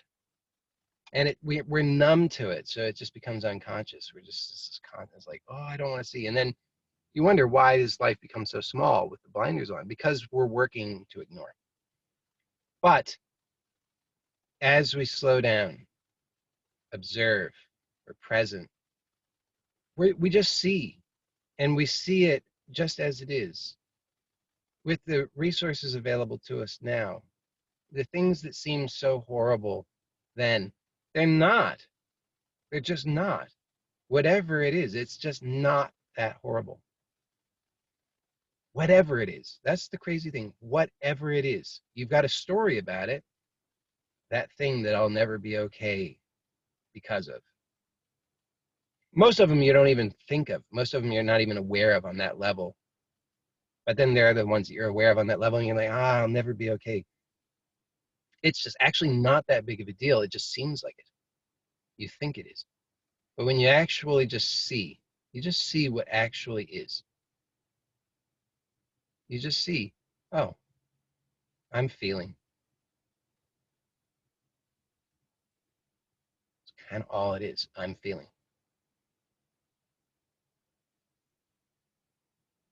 Sometimes there's little surges in the feeling conduit. And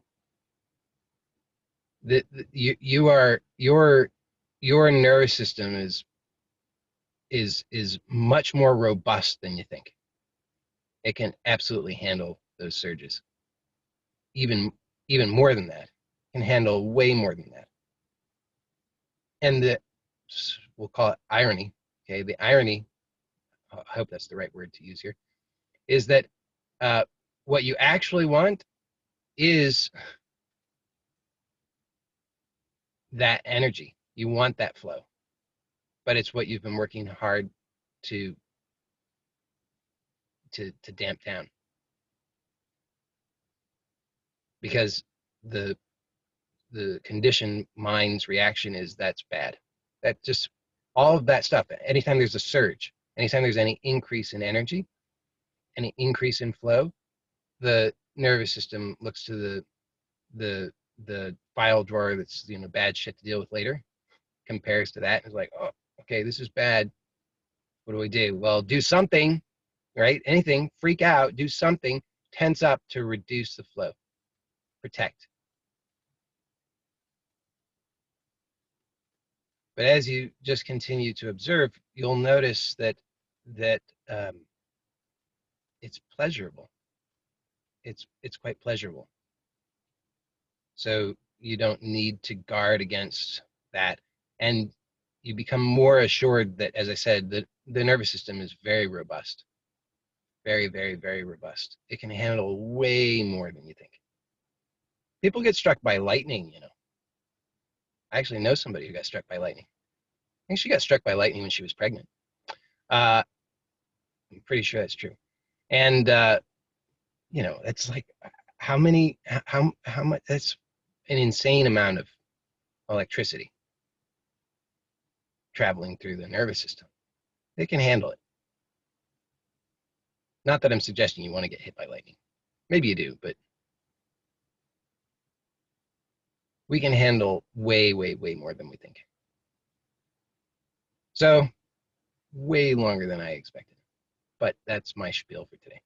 So any the usual caveat applies. I'm recording this. It's going to be on YouTube publicly. So if you don't want to be in the public video, don't speak.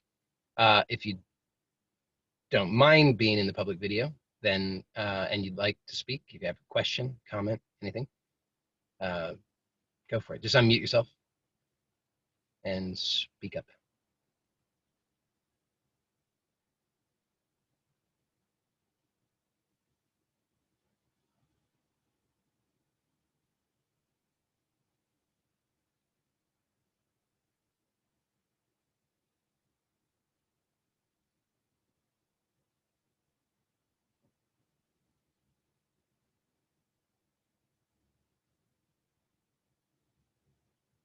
Sorry, can I ask a question? If Sure. uh, I want to ask you about last time I did ask you about attachments. Mm-hmm.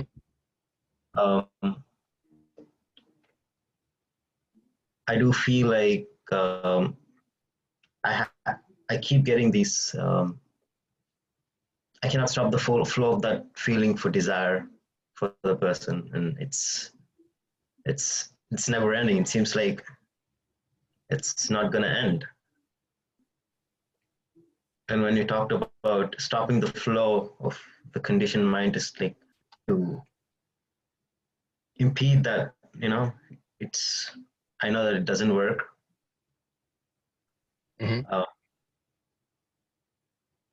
I know the desire is pretty strong, and I have all of these stories about what I should have done better, or I should have known better. I mean, all of this doesn't help. It actually just creates this loop of suffering. Mm-hmm. What's actually happening is this feeling of desire that isn't met. Mm-hmm. That's all the time. That's all I. So, and the lack of that fulfillment of the desire. Mm-hmm. And yeah, because I want to get rid of the desire. Yes, that's the goal. Mm-hmm. Right. That okay. So this is I think it's an important point, is that the fulfillment of the desire is an idea. Mm-hmm. The desire is its own fulfillment. Hmm. It already contains within it its own fulfillment. So it's just an idea.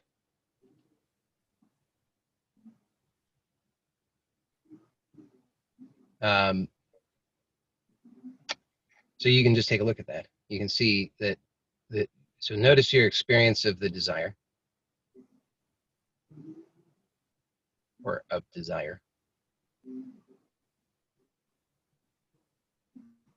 And you can, if you really observe, you will see that the desire is it's already, I mean, fulfillment is even, let me see if what is the literal meaning of the word fulfillment. I'll have to consider that, but let's see if fulfillment is the correct word to use here. I'd say it's correct. It is its own fulfillment. Yeah, I would say that's true. You know, in the sense of what does it mean? You know, like if you're, you know, in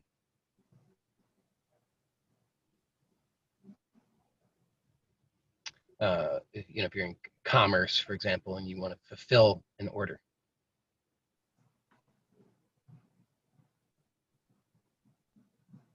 I don't know what that is, but if you have another example. Mm-hmm. Well, what I'm getting at is that the fulfillment is already actually fulfilled. It's already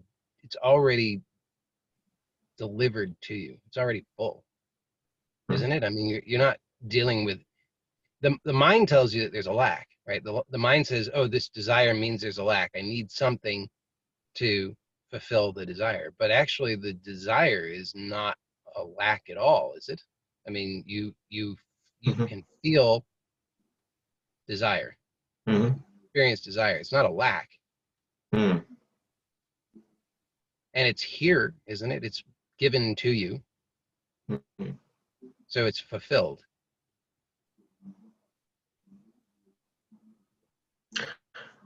Last week you talked about don't look at it as a desire, look at the direct experience, because when I look at it as a desire, I get into this obsessive loop of this survival mechanism gets triggered or something. Right, because for you, desire has a meaning that that there's some thing that you need to get in order to fulfill it. But the actual direct experience cannot be of that. It's just couldn't possibly be.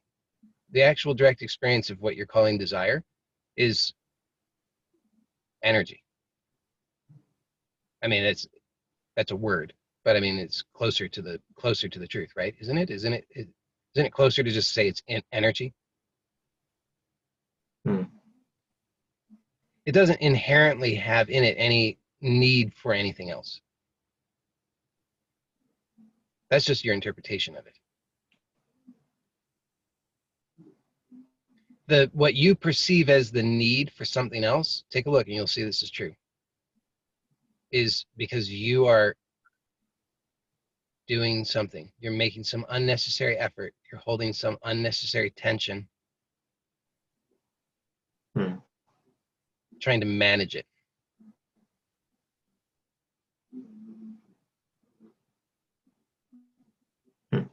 And you know, tying this back to what I was talking about earlier, the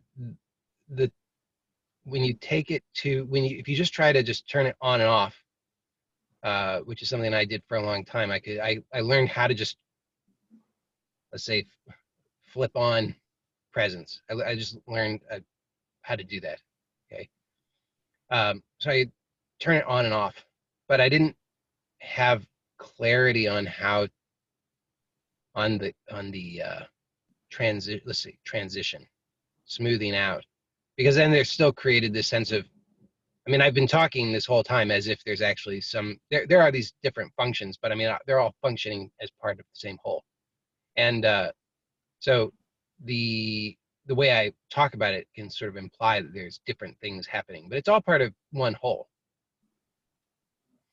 And so having clarity on that in terms of the transition between so-called things or so-called states can be very helpful, because then it makes it clear in your direct experience that what's happening is not you're not shifting from one distinct thing to another distinct thing. You are aware of the, just like with the moving of the head, right? So if I say, turn your head to the right, and you just, oh, okay, then it just seems like, in terms of what you're conscious of, there's two states. There's this state and there's this state. But you don't have continuous awareness of the transition. When you slow down sufficiently and you can actually be aware of the transition in such a way that there's no sense of transition, because there's no point A and no point B. There's actually no sense of movement. There's just here. So it's a continuous flow of wholeness that actually becomes the experience. And in the same way, that's what I'm suggesting here, is that when you have this, what you're calling desire, you can observe how you can observe it very closely. Just be very curious about it and notice how it is that you are resisting or making unnecessary effort or managing or trying to control. You're holding some unnecessary tension. And then don't try to just turn it off. Slowly explore softening. And the reason that I would say that that's important is because that's going to give you this awareness of the, what I'm calling transition, so that you get a more smoother, continuous consciousness. And what that does is it removes the gaps. The gaps are where the gaps of consciousness, or gaps of presence, is where the if you have too many of those, then you will feel unwell, because you'll feel unwell because your nervous system will be working really hard trying to fill in the gaps. So as an example, okay, you've got blind spots in your physical field of vision, which most people are not aware of unless they're driving, right? Because if you're driving, then there are certain spots where you think, oh, there's nobody there, and you start trying to change lanes, and then it's the honking of the horn. You know, oh, where did that car come from? Oh, you're in your blind spot. You didn't see them because you were too lazy, right? You have to check your blind spots. You have to look in the mirror. You kind of like have to turn your head a little bit so that you can check your blind spots. So it's the if we have too many blind spots, then the nervous system. By the way, a point I was making with that is these blind spots, we're not usually aware of them because the nervous system is filling that in. It's filling in the gap. It's just makes up something. It's just like, yeah, it's fine. It's continuous, because you're not walking around aware of these gaps in your, these like holes in your field of vision. Nervous system fills that in. Now, if you have too many of these gaps, not just in your physical field of vision, but in terms of your consciousness, your conscious presence, then the nervous system is busy trying to fill that in to make it seem continuous. So all of the energy is being filtered into trying to fill in the gaps. Well, your nervous system is fundamentally conservative. I mean, it wants to survive. So what happens is you become virtually paralyzed when you have too many gaps, because your nervous system is going to say, wait a second, there's too many gaps here, working way too hard filling in the gaps. Now, you on a conscious level are not aware of that because you're focused on the conditioned mind. But when you slow down enough, you start to become aware of all the gaps. So When you say I'm talking gaps, about a gap, when you say gaps, is it being not being aware? yeah, not being conscious. Yeah. Okay. And so your nervous system is presenting you with a story of continuity, but but in terms of your consciousness, there's huge gaps missing. So you're going to be freaking out. When you slow down and observe, you fill in the gaps. So that's why, you know, this little example of turning the head really slowly, you're literally filling in the gaps in your nervous system, in your consciousness, of this continuity, so that there is no point in there in which you're not conscious. When you're conscious, you won't be making unnecessary effort. Consciousness means clarity of intention into expression. So there will be no inefficiency when you're conscious. When you're completely conscious, there's complete efficiency. What do you mean by clarity of intention into Well, so you have an intention, in this case, simple intention. I want to turn my head to the right. So the clarity of that expression of that into action is that you can turn the head to the right with maximum efficiency without any unnecessary effort, no strain. When that's happening, you experience that as pleasure. So anytime there's an absence of the experience of pleasure, it's an indication that there's a lack of sufficient presence or consciousness. And then you can slow down, observe, and you will facilitate that presence, which then will eventually translate into pleasure. So as far as this desire goes, you have to observe to see what you're calling desire is actually energy, and you are doing something. So let me rephrase that.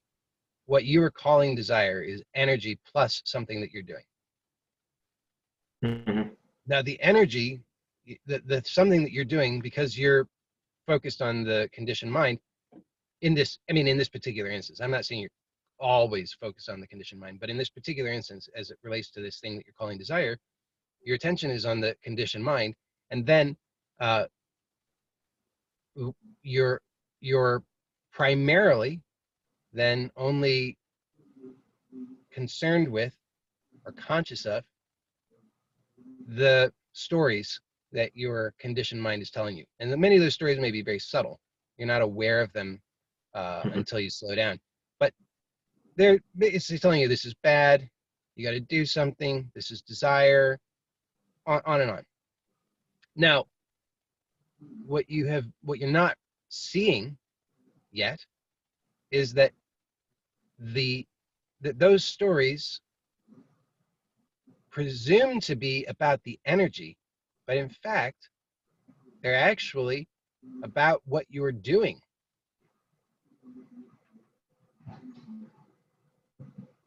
And so when you slow down and you start to look, you see what you're doing. The energy is not the problem.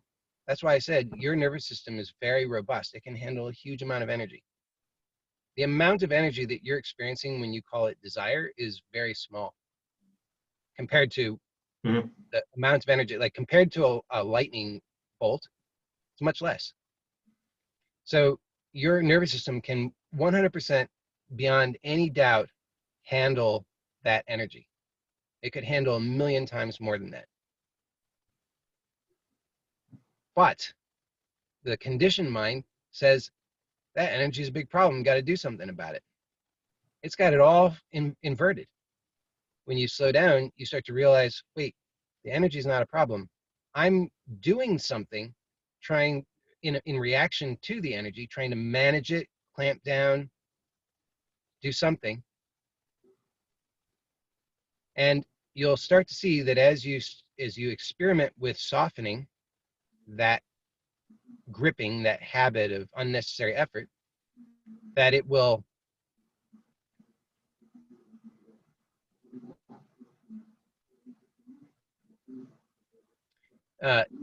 you will start to have a direct experience of that flow of energy as pleasure. But at this is what I was going to say. Sorry. At first, expect that your nervous system is going to interpret it as something bad. Wow, this is interesting.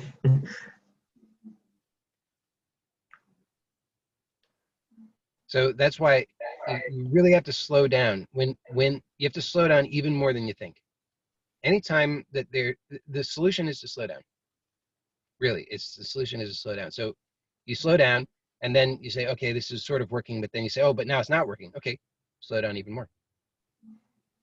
Because whenever you're freaking out, whenever there seems to be a problem, all that it is a lack of consciousness, a lack of presence. Because then it just means that you're giving attention to a superficial layer of conditioned mind, which is just telling you bad, right? It's just looking into the file and saying, oh, this is bad. But you don't know what it is. So you have to slow down to actually observe what it is. And then you see, as you slow down enough, you see that you are doing it. You're not doing the energy necessarily, but you're doing the thing that actually is making it unpleasant. Because desire, if you just allow what you're calling desire, the energy of that just to flow, that would be quite pleasurable. So the idea that it's about a person is also an idea. It's just a story. Oh, It's of course. just, oh, wow. So it's not about the person, then it's just about the direct experience that I have to tap into. Yeah. Yeah.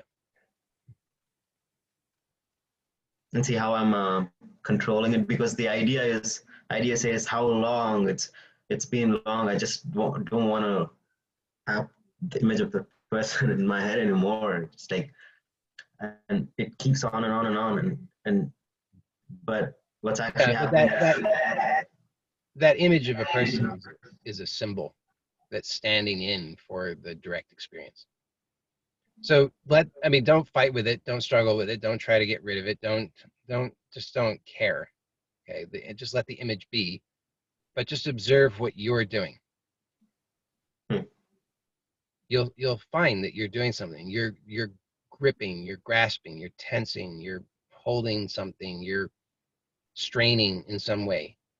Could be subtly, probably is subtle, but you just slow down and observe.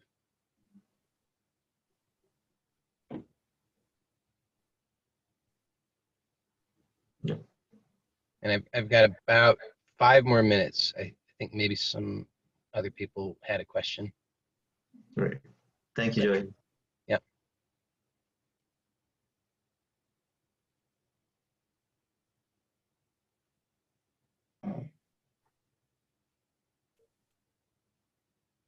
Oh, I don't really have a question, but I noticed I hold my shoulders up almost constantly.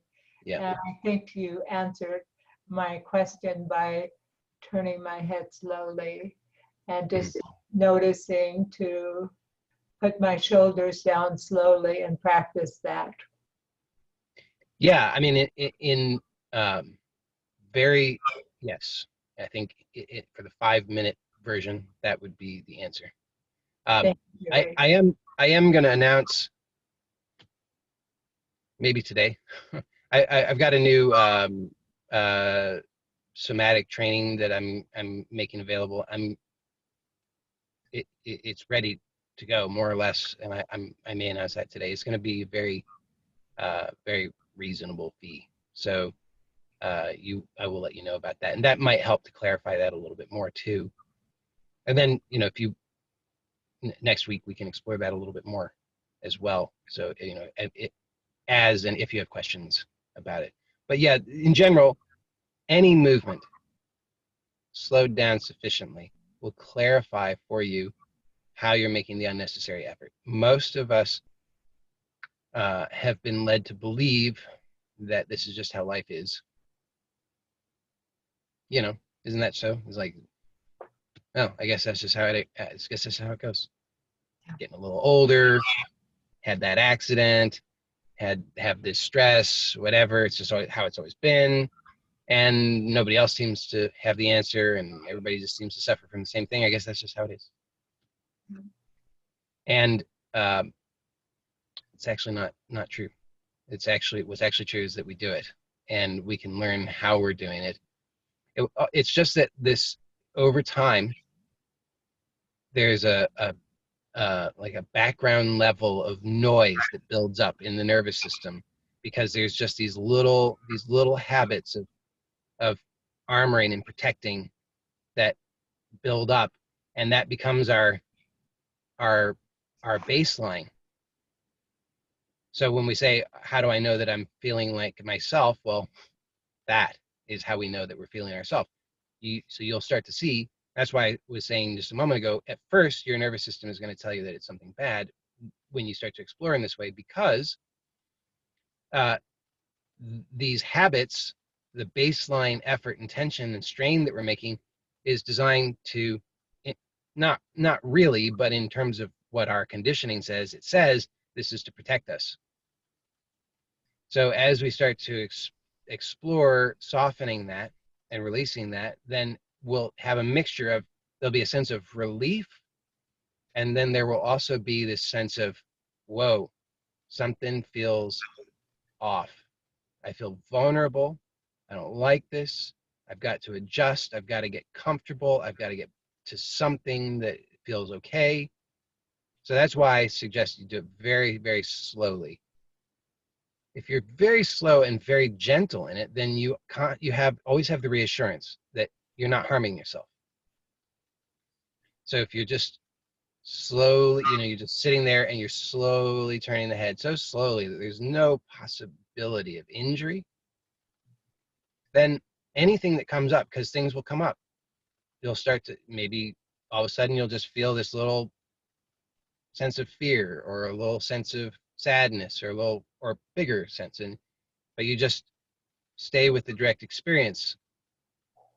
So you notice the thoughts are saying, this is terrible, freak out, do something, stop.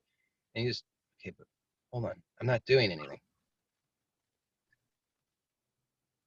And you just pause, just be, and you'll notice that it shifts. And then you just continue to explore this very slow, gentle movement. So you can do that with any part of your body.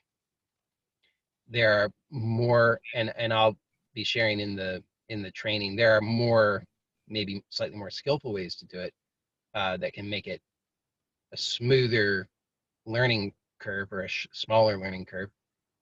But at its essence, if you just move slowly enough, and I'm not saying you have to move, in your whole life in slow motion, because that would be a little weird, but just take little moments, 5 minutes, 10 minutes here and there throughout the day, to explore in this way, and you'll see that all of these things that it translates to all levels. All the things that you believed about life and that you believed about yourself turn out to be not true.